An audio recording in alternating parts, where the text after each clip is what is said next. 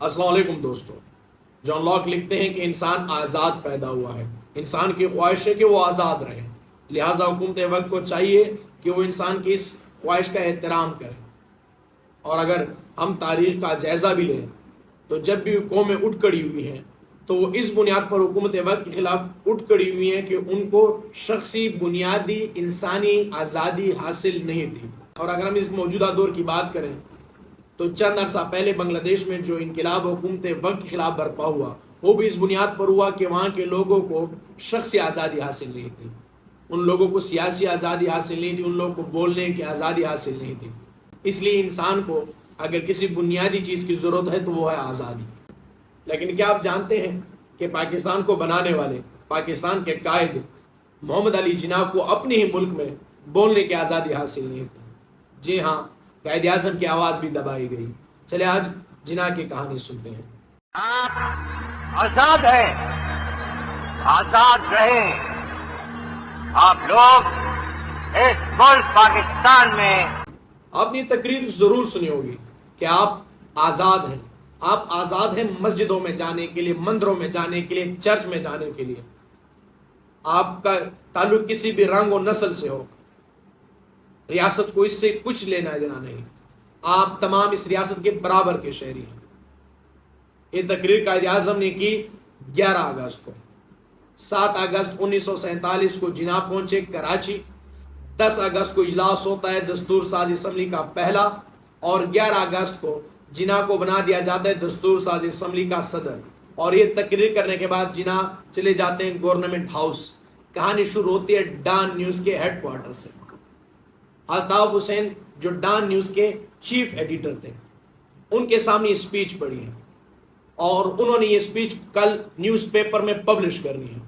لیکن ایک کال آتی ہے اور کہا جاتا ہے کہ آپ نے اس تقریر کو پبلش نہیں کرنا. اور یہ کال ہوتی ہے گورنمنٹ ہاؤس, جو پرنسپل پی آر او ہے ان کی طرف سے کال ہوتی ہے, کیونکہ اس تقریر سے دو قومی نظریے کو نقصان پہنچنے کا خطرہ تھا.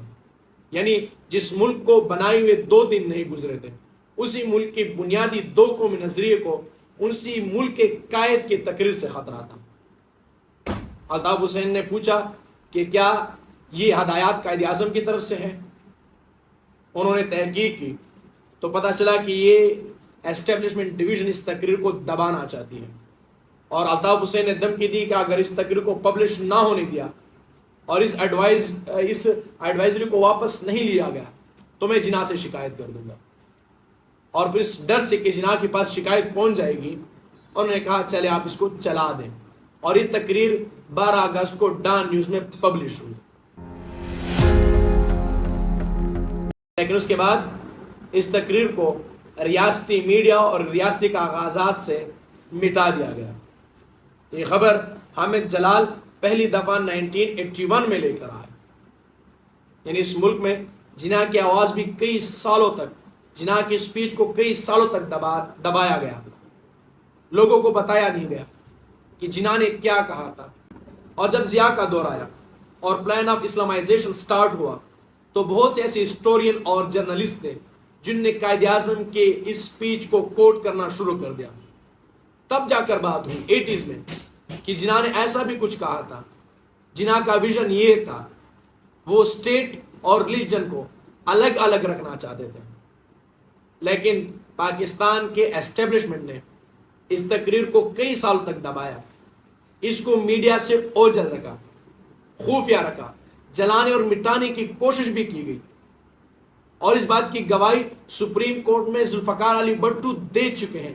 وہ یہ کہتے ہیں کہ ایوب خان کے دور میں اس تقریر کو جلانے اور مٹانے کی باقاعدہ پلاننگ کی گئی.